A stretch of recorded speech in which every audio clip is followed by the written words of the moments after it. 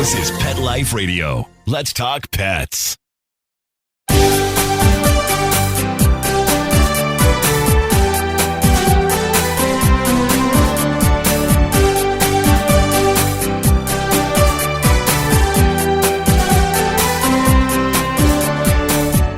Hello and welcome to Working Like Dogs on Pet Life Radio. Thank you for joining us and for following Working Like Dogs on Instagram and Facebook. We're your hosts. My name is Marcie Davis, and my co-host is my adorable service dog, Lovey. And we're thrilled to be with you today to talk about our favorite subject, working dogs and working animals. And today we're going to be talking with Dr. Teresa Conner-Kerr, who's the Dean of the University of North Georgia College of Health Sciences and Professions, and Dr. Ann Kalish, who is an associate professor at the University of North Georgia. And they're going to be talking with us today about some fascinating and groundbreaking research they've been doing regarding guide dogs and the people with vision loss who are the guide dog handlers. So I'm really excited about their research and how it's going to impact assistance dog users in the future. So come right back after these quick messages as we welcome them to the show. Does your dog itch, scratch, stink, or shed like crazy? Come to Dynovite for help. Order a 90-day supply of Dynovite. Dynovite for life. Pick up 2 tubes of Doggosuds. Get the 3rd tube free. Peppermint, tea tree, lavender, Doggosud shampoo. Made with all-natural coconut, jojoba, aloe. Great for healthy skin and soft, shiny coats. But no itchy, harsh chemicals. Lather up, rinse away. Try Doggosuds. Buy 2, get 1 free. At Dynovite.com. DINOVITE.com.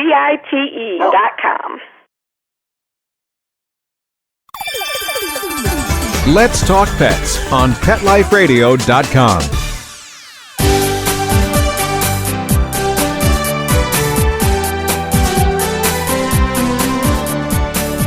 Welcome back to Working Like Dogs on Pet Life Radio. We're so excited to have Dr. Teresa Conner-Kerr and Dr. Ann Kalish with us today. Hello, ladies, and welcome. Hello. Hi, Yeah. Marcie. It's good to be with you today. Awesome. We're so excited that you can be with us. We really want to hear about the work that you're doing. And I guess, Teresa, if you could start and just tell us about your project and how you came up with the idea to research guide dog users. Well, Sue Ann and I are both physical therapists, and Sue Ann has an interest in dogs, and I have an interest in wound care, and we came together on a project. I had been leading a wound care clinic for a number of years and noticed that when I had individuals come in that had vision issues and had their guide dogs, that their posture looked uncomfortable. And I would watch them ambulate and sit, and I always was curious whether that was an uncomfortable posture and whether they had any orthopedic injuries. And when I became dean here at University of North Georgia, I met Sue Ann. She was working on a therapeutic dog project. We began to talk and thought we should ask this question and see if the posture is just a natural posture and is comfortable, or if perhaps there were problems with the posture being in kind of a sustained position using the current handles that individuals use with their guide dogs. Wow. Well, I was so excited when I heard about this because as I have been a handler for over 25 years and definitely have had some shoulder issues. So I was just thrilled to see that physical therapists and especially researchers were really starting to look at this. So, Sue Ann, can you tell us about how you got people involved, how you started collecting your data? Oh, I would be delighted. Thank you. Thank you. Yes, once Teresa and I kind of started putting our thoughts together, we really just we wanted to just ask the question, do you have pain? Because while things might seem like they look painful, or, sometimes they're not, that our human bodies are amazingly adaptable. So we began to, along with some brilliant students of our physical therapy department and our department head, Mary Ellen Osterley, we began to put together just some questions, so a little survey to send out and see if indeed what we were seeing is what guide dog users perhaps were feeling. And I have to say, along with all good research, our first attempt was not incredibly successful, except we learned a great deal about how to maybe ask better questions and have a more thorough survey. So by that time, another group of students had joined us, and one student was very active in guide dog users for the Georgia Guide Dog Users for the Blind. She was a puppy raiser. So she came in and gave us a great deal of insight into the actual use and the mechanics and the training of a guide dog and what the guide dog user perhaps might be experiencing. And from there, we formulated a really nice survey, and I got a nice response rate back, and that began to begin the flourishing of all of these amazing ideas and projects that we are very curious about with guide dog users and their guide dogs. Yeah. Well, Sue Ann, so how did you pick the people to send the surveys to? It was a convenient sample. That's what we talked about in research. There was a closed Facebook group that we got connected with. They were all guide dog handlers. And so that we just happened to use a convenient sample with this particular. There are plenty of guide dog user closed Facebook groups out there. And this is one that our student was connected with and had some experts that helped us vet this project. So because Teresa and I do not have a vision impairment, we wanted to make sure that the questions we were asking were relevant. So we had a lot of good expert opinion to look at our questions as well. So that's the group that we sent the survey to. Oh, that's awesome. I love that. And Teresa, can you tell us about some of the questions that you guys developed and how you changed the questions once you were interacting with that group? We had some findings that were interesting. We of course, began with demographic questions just to get a general view of the group we were working with. And then we began to ask about whether they had pain in any joint of their body. And one of the things that came out in the survey, in our second survey as we were refining it, was when we got the data back, was that folks were having falls. And this was not what we expected, and this was prior to guide dog use that we were seeing most of these falls. So we had expected that perhaps there could be some orthopedic or musculoskeletal pain, but we were not anticipating the reports that we were seeing with falls. And so Ann, I think, can describe more of what we were seeing with that. But we saw that with the use of guide dogs, the number of falls went down precipitously. And then we saw some very interesting results around musculoskeletal pain. Wow, that's awesome. Sue Ann, do you want to add anything to that? Yeah, what popped into my mind was, that dogs are truly a man's best friend or a human's best friend, because the interpretation of our data was that most of the falls occurred with guide dog users because they didn't pay attention to their dog. Or they weren't using their dog. So I thought, we've got this great tool, and aren't we humans so silly sometimes that we just march along without it? So I just thought that was fairly brilliant, the finding with that. Wow, that is. Well, I can't tell you guys how many times I tell Lovey, if I would just listen and pay attention to you, we'd be much better off. Isn't that so true? Oh my goodness, that's true. That's so great. Well, that's really profound, because, and the falling, my goodness, that's so dangerous for someone who has vision loss, that has a whole nother level of concern about people falling. That's, wow. And so were there any other things, Sue Ann, that really stuck out in the data that you were collecting? I think we were, other than that, I think we were pretty spot on in picking up some shoulder pain and complaints, and really the left upper extremity, the left arm really stood out. And we had to be very careful because we said, but of course it was the arm, but we still have a great deal of work to do because we're not so sure if it's just the shoulder, if it's the way they're holding the harness, or is it maybe even something in their trunk or their hips that they are turning that might be causing this shoulder pain. So this is certainly just the tip of the iceberg. Well, and Teresa, are you following them over a period of time, or was it just a one-time survey that they completed? It was a one-time survey for this first two series of studies, and now we're beginning to look at some work around how they walk and how they respond with their dog. And we have plans to get into a laboratory setting where we can actually put markers on the individual and or the dog and really study their motion and movement. And we thought about doing some functional studies where we might actually be able to use what are called gyroscopes and accelerometers to look at how people move in their environment and even to track their movement throughout the day. So as Suzanne was saying, we're very early on and looking at the individuals that we're studying, and we certainly need to have more of a study over long term. But early on, it's real exciting because the falls dropped from 30% with individuals who did not use guide dogs to just 5% with individuals who use guide dogs, and most of those, as Sue Ann said, were attributed to not paying attention to the cue of the dog. Wow, that's awesome.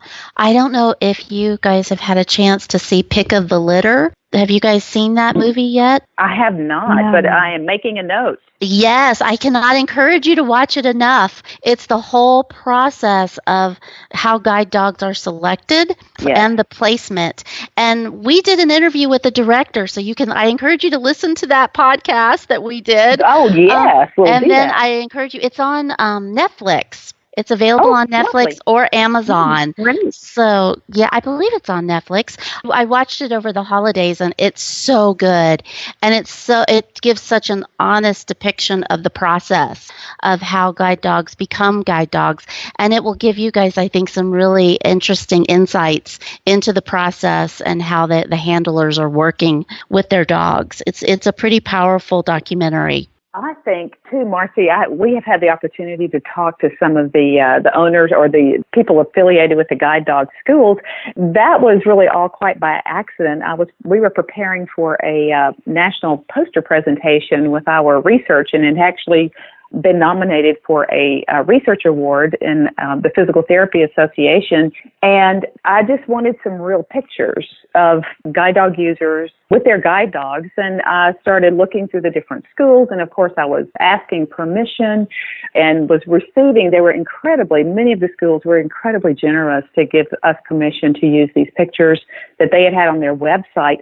And then that's when some great casual discussion began about their dogs and the geneticists that they have to really try to develop, from what I understand, very, very shallow knowledge, but to try to really develop this great canine that can be of such service to visually impaired people. So I can imagine. I'm very excited to have a look at the movie and to listen to your podcast. I was at a conference last week, and one of the participants was a woman who had vision loss, and she had her guide dog with her. And I was practically stalking them because I just loved watching them work together. It was so incredible how she had never been in this building and how she could just give a command of, door, and the dog would take her right to the bathroom. And there were lots of doors. There were lots of doors near that bathroom door, and he always took her to the women's bathroom. And then we had treats out. We had all kinds of food out, and he took her to the table for her to get her plate. And people had dropped food all over where he was standing, and I just watched him look at those things like, wow, that looks so good, and he just left it alone. I mean, the training and the devotion and the focus that these canines have is it's way more than the service dogs like Lovey.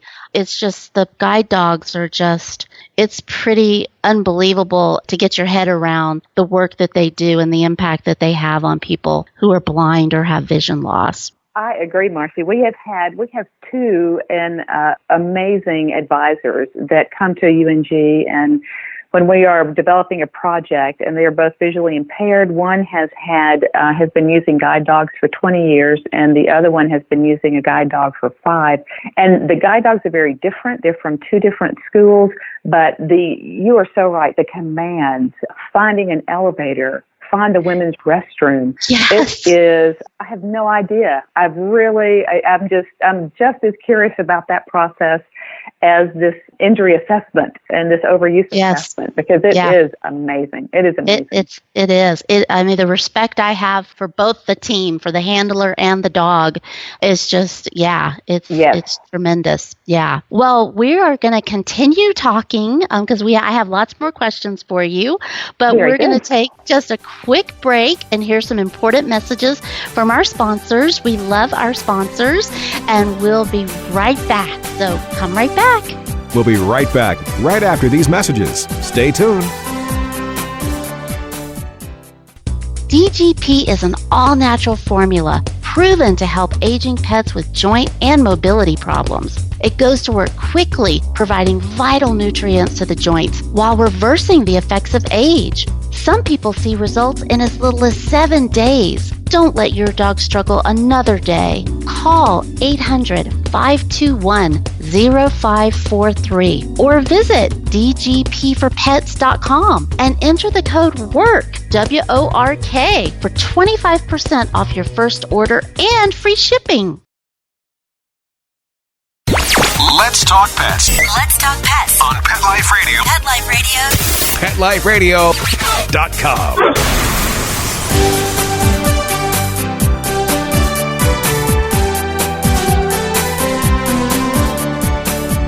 Welcome back to Working Like Dogs on Pet Life Radio.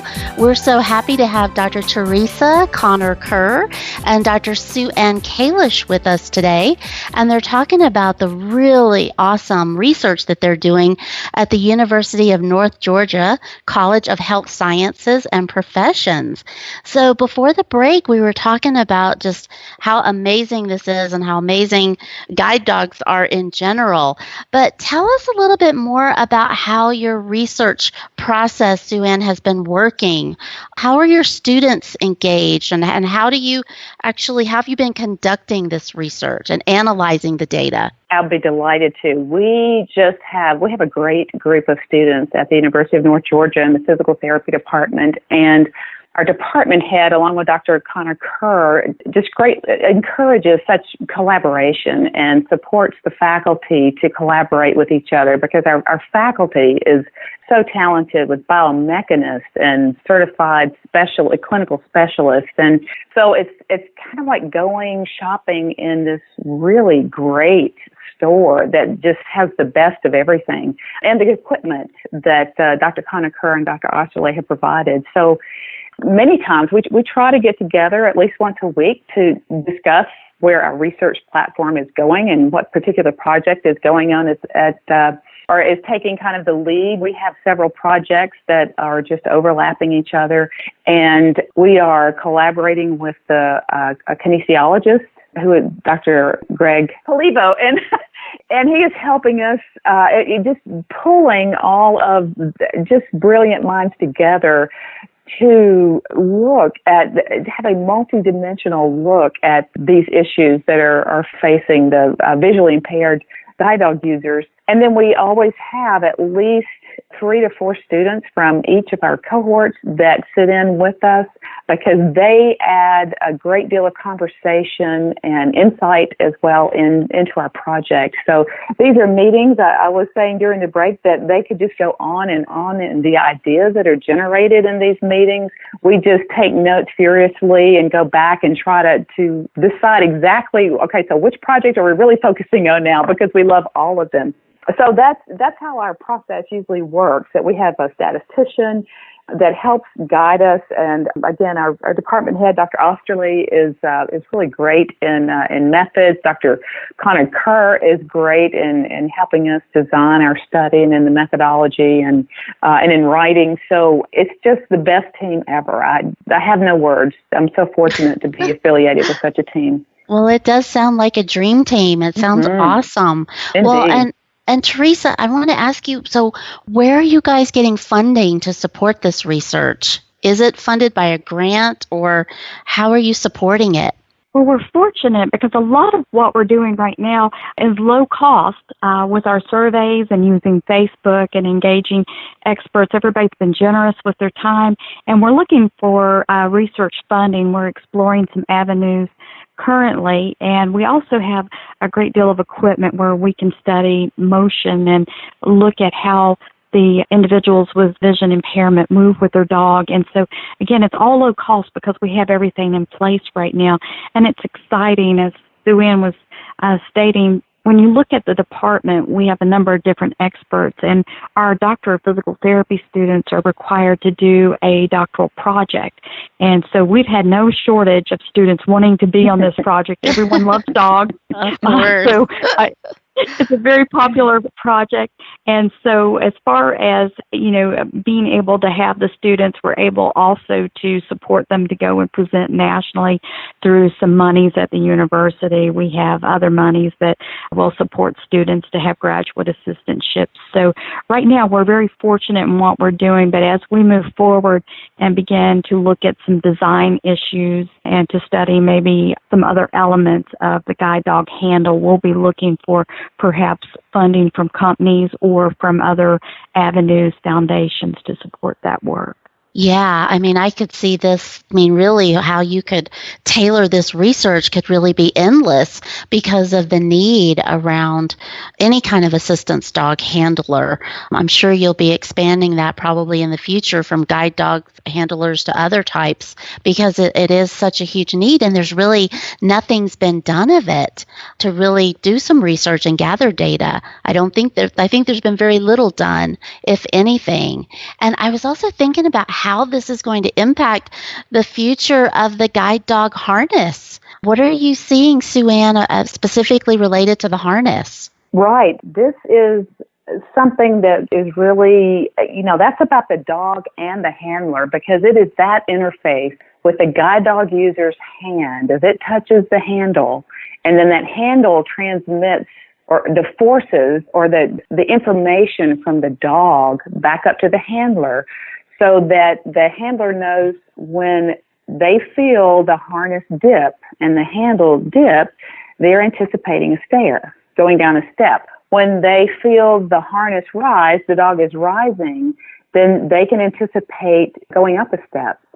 So that intimate, intricate connection right there at the handle is so important.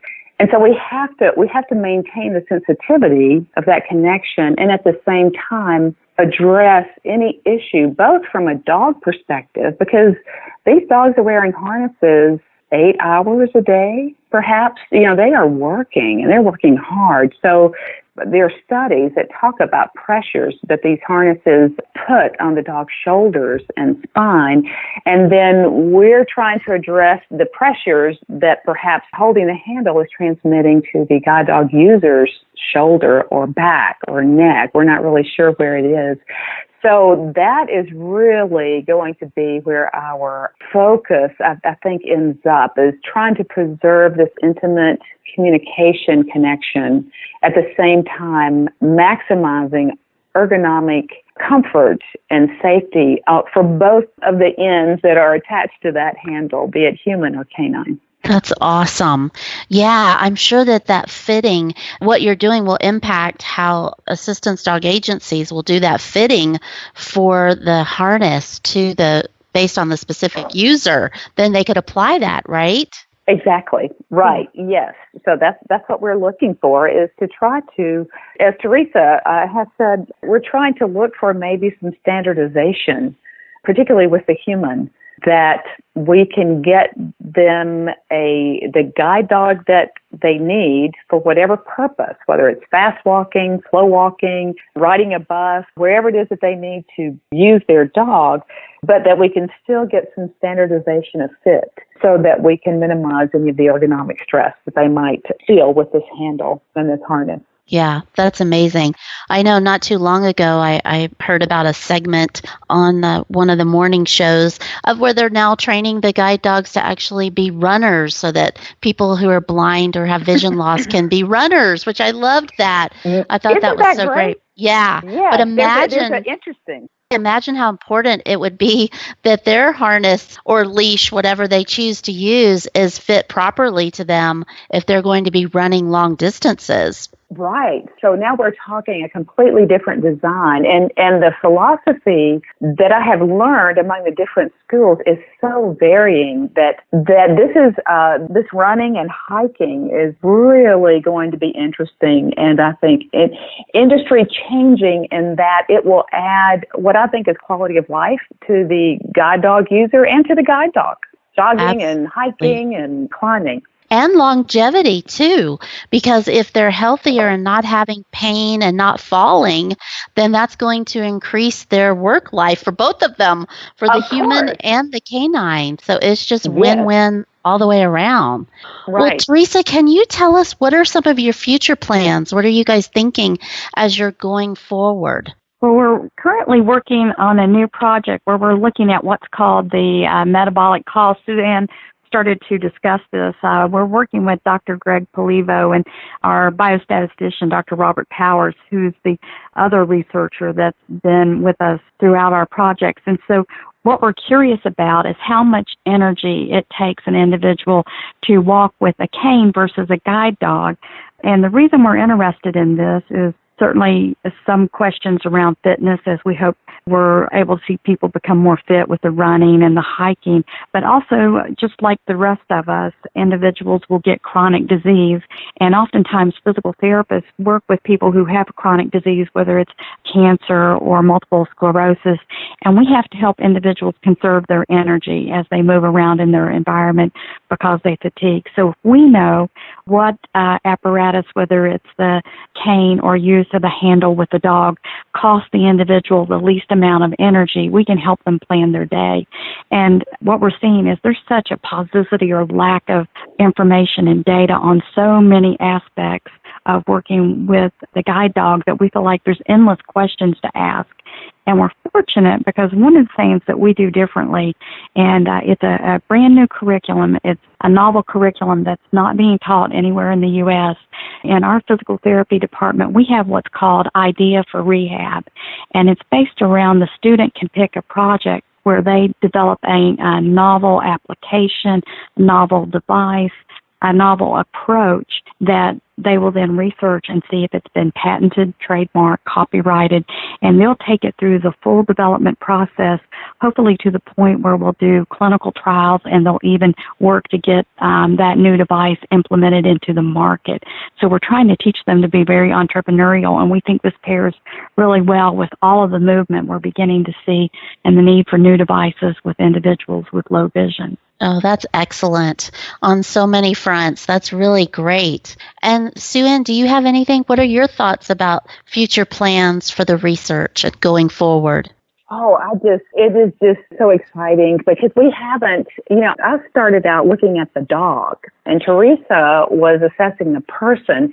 So we're up at the person, but physical therapists have an opportunity to work with animals through some specialized training and, of course, state-to-state practice acts. But we haven't even started looking at the guide dog and their needs and what type of physical therapy assistance that they could need. We want to look at training physical therapists to work with guide dog users and with guide dogs. Often it's just kind of a happenstance when they come into a typical physical therapy clinic.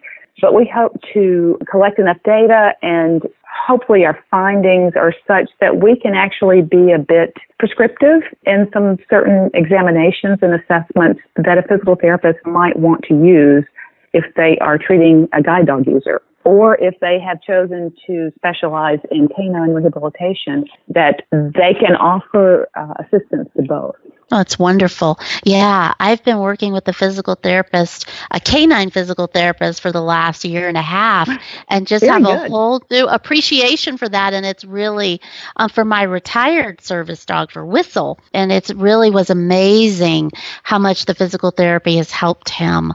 It was just, it was really tremendous. I was not educated about it, and I have gotten more educated about it and seen the benefits. So yes, I mean, for the human and for the canine, your results can really be so impactful for both. It's tremendous. Right.